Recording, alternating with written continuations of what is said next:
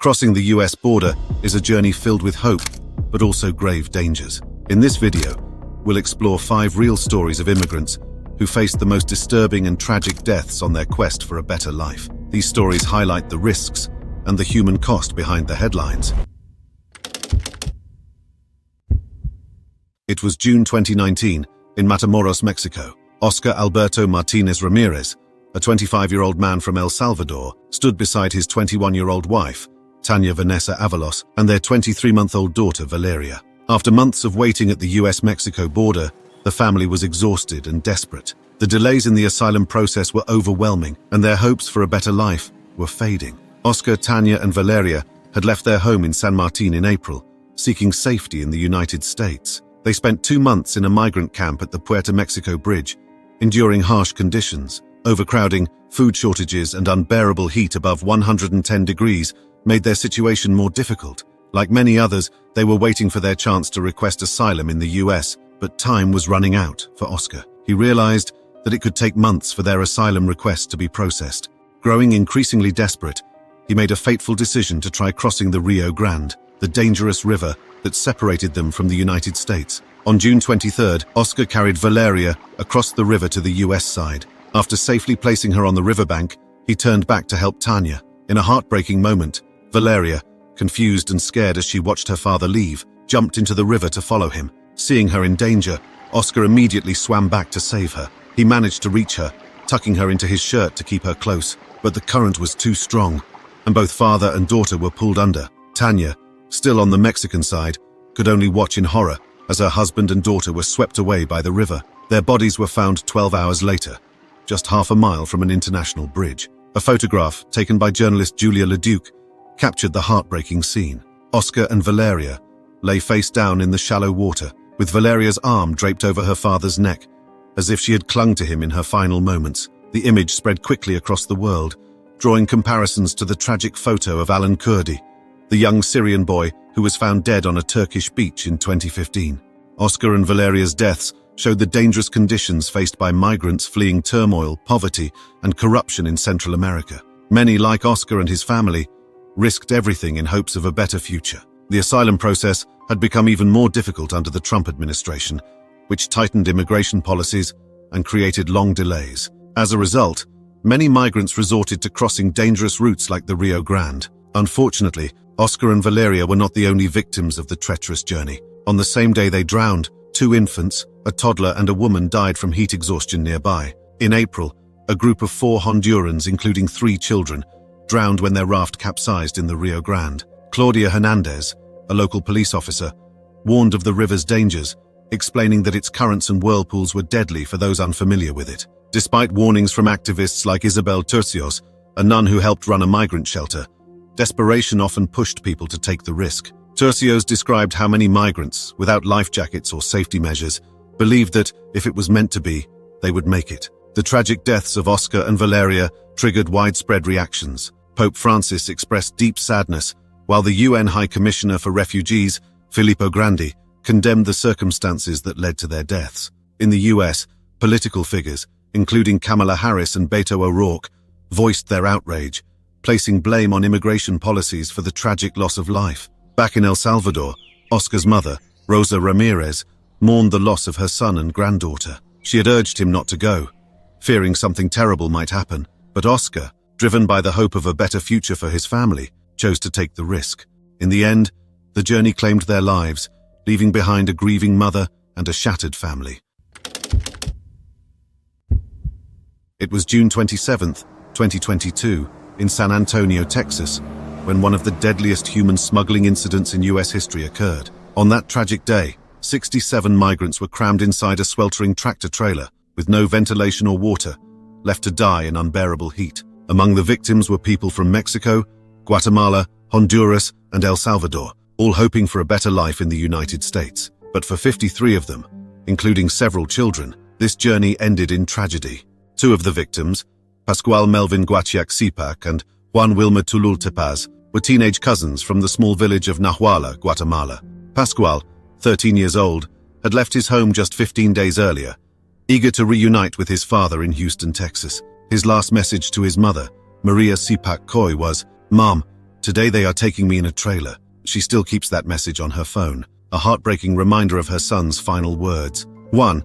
14 years old, had similar dreams. His family struggled in their small 2-bedroom home, barely getting by. He left school after 6th grade to help his father in the fields, earning just a few dollars a day. Like his older brother Nicholas, who had successfully made it to the US, Juan believed this dangerous journey was his best shot at a better future. His parents tried to stop him, reminding him he was too young, but Juan was determined. He wanted to build his family a new house, bigger and better than the one they had. And so he and Pascual went on the dangerous journey north. Their journey, like many others, involved being smuggled across borders and eventually ending up in a stash house, where migrants were held before being transported further into the US. On that day, they were packed into the back of a tractor trailer, along with dozens of others. The driver, Homero Zamorano Jr., was under the influence of drugs when his truck broke down in San Antonio. Instead of helping, he fled the scene, leaving the migrants trapped inside the truck in the scorching Texas heat. Hours passed, and temperatures inside the trailer reached lethal levels.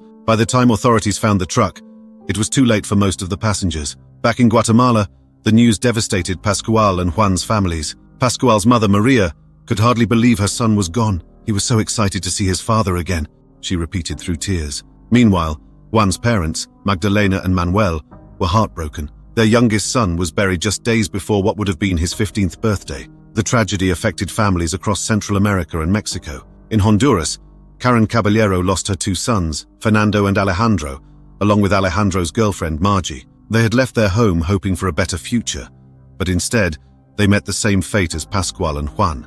The truck's driver, Zamorano, was arrested and charged with migrant smuggling resulting in death, a crime that could lead to the death penalty. Investigators also arrested Christian Martinez, who was involved in the operation, as well as 2 other men on weapons charges. While these arrests brought some justice, they could not erase the immense loss felt by the victims' families. It was a freezing night in January 2022 in Emerson, Manitoba, Canada. The temperature had plunged to -35 degrees Celsius. The snowstorm made visibility nearly impossible. That night, a family of 4, Vaishaliban Patel, her husband Jagdish, and their 2 children, Vihangi and Dharmik, set out on foot, hoping to cross the US border. Despite wearing winter clothes, they were unprepared for the extreme cold. The Patels were from Dingucha, a small village in Gujarat, India, where freezing weather is unheard of.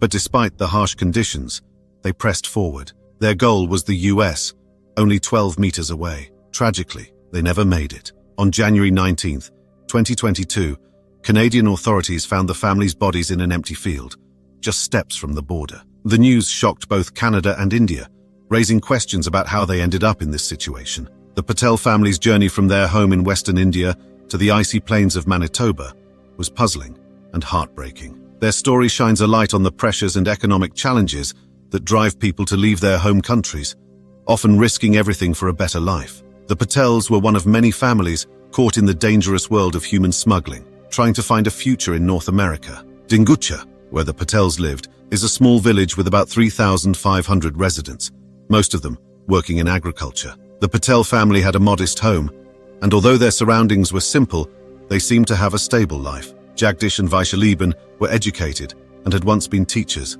Jagdish also helped with his brother's garment business. They were part of a tight-knit community with relatives nearby. Despite this, in Dingucha, there is a social pressure to move abroad. Many people see life in places like the US or Canada as a way to improve their status. Families that stay behind are often viewed as less successful.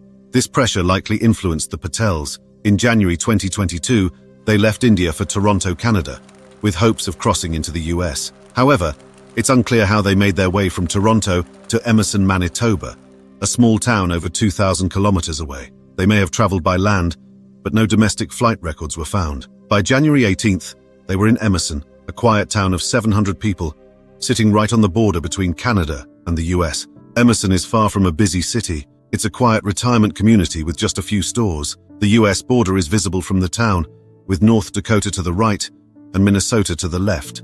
The border may have seemed close, but the conditions were far more dangerous than the Patels could have anticipated. The family may have stayed in one of Emerson's motels, unaware of the danger that lay ahead. The cold in Emerson is brutal, even with heavy winter clothing. Locals describe it as unbearable, with the air burning your lungs and the cold biting at your skin. But despite this, The Patels set out that night, likely guided by a smuggler who had promised them safe passage. By the time they reached the field where their bodies were found, it was too late. Authorities believe the Patel family was part of a human smuggling operation. The investigation is ongoing, but the only person named so far is Steve Shand, a U.S. citizen from Florida, who was arrested on January 19th, the same day the Patels were found. Shand was driving a van in North Dakota, just 8 kilometers from Emerson, with 2 Indian nationals as passengers. 5 more Indian nationals were found walking nearby, all of them speaking Gujarati, the same language as the Patels. They were also dressed in newly bought winter clothes. One of the group members told authorities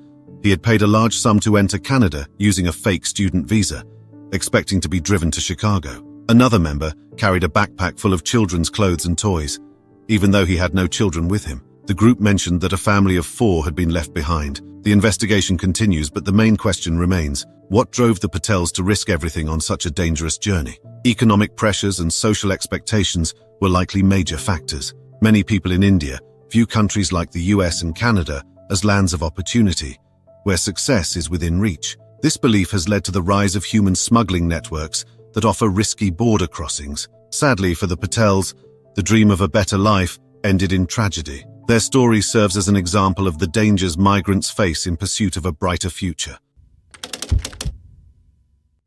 It was December 11th, 2023, in the cold, dense woods near the Canadian-American border. Ana Karen Vasquez Flores, a 33-year-old Mexican woman, was attempting a dangerous journey from Canada into the United States. She was 5 months pregnant, and her goal was to reunite with her husband, Miguel Mojaro Magna, who was waiting for her in the US. Ana Karen, like many others, was looking for a better life for her family. Her journey began through a TikTok connection. Ana Karen and her husband found a man named Yada Augusto Uribe Tobar, a Colombian living in Quebec, who offered to guide migrants across the border. For $2,500, Uribe Tobar promised to guide them through text messages alone. He claimed he could lead people safely across without ever meeting them in person. On December 11th, Ana Karen set out alone as instructed by Uribe Tobar. She faced harsh winter conditions, with freezing temperatures and rough terrain.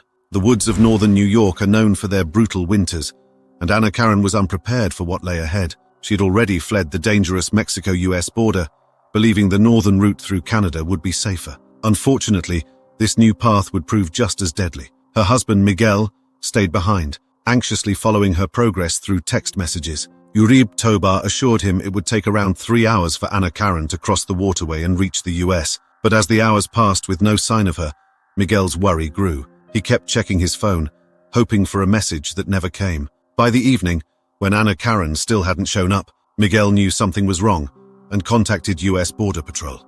A search was launched the next day.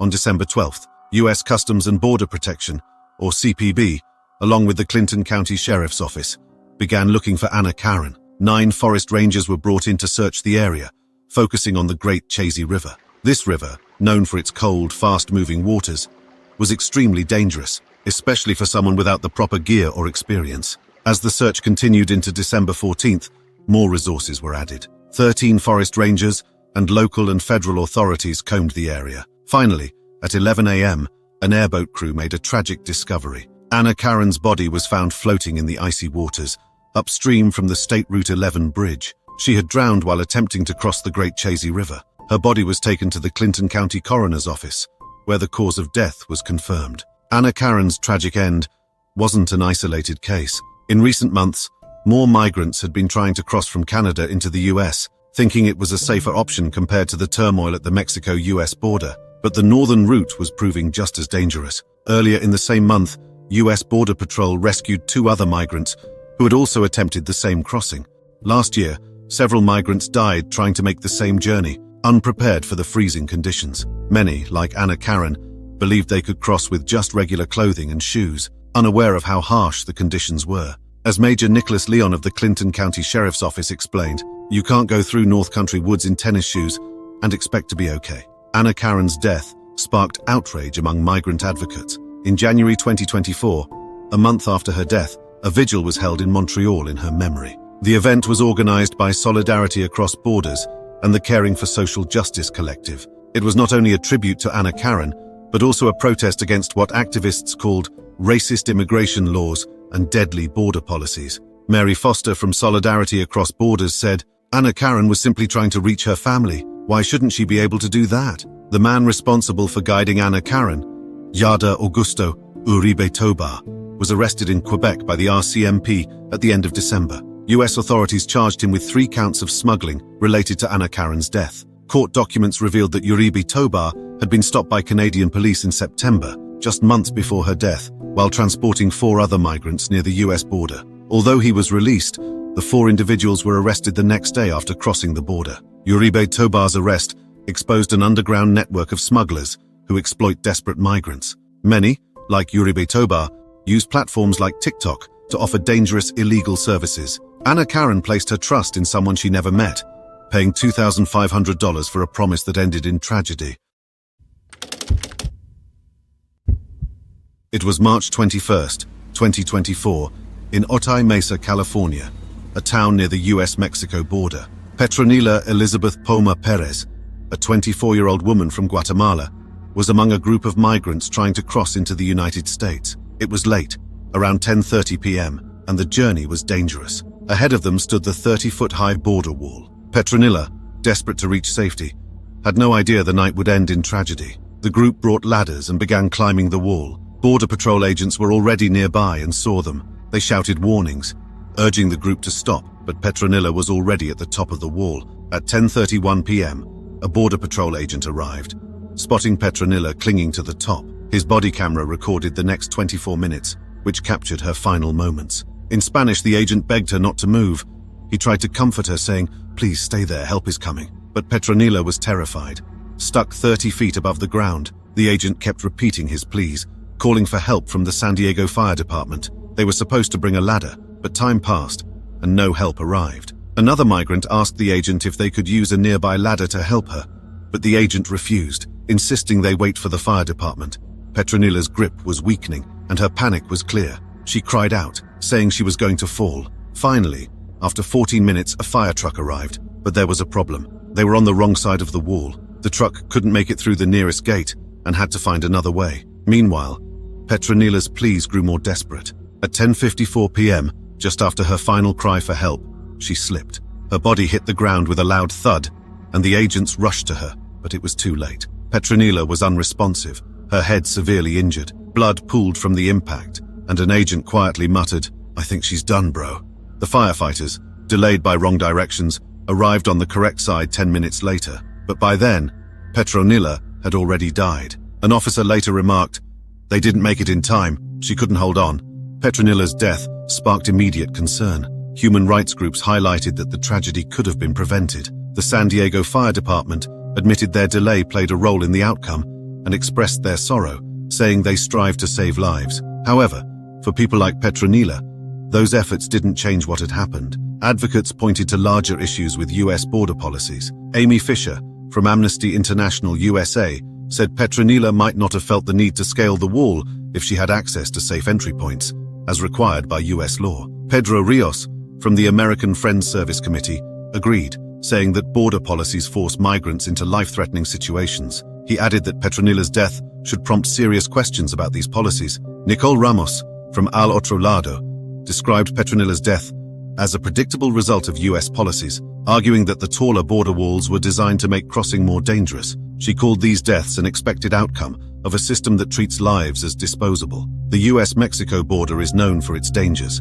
In 2022 alone, 686 deaths or disappearances were recorded at the border, but the actual number is likely much higher. Many victims die in remote areas or rivers, and their bodies are never found. Petronila's story is one of many, showing the extreme risks people take in search of safety. Her death also reignited debates about the border wall. Taller sections of the wall were installed during the Trump administration in 2019, leading to an increase in deaths from falls. Hospitals near the border saw a dramatic rise in injuries, particularly among women like Petronila, who suffered life-altering consequences from these falls. Doctors, like Alexander Tenorio from UCSD Health, noted that these injuries were rare before the wall's height was increased. Now, they are all too common. People fleeing dangerous situations take enormous risks, and for some, like Petronila, the consequences are fatal. The Customs and Border Protection Office launched an investigation into Petronila's death, reviewing the body camera footage. But for many, No investigation can undo the loss, and the tragedy will remind people of the broken system migrants face every day.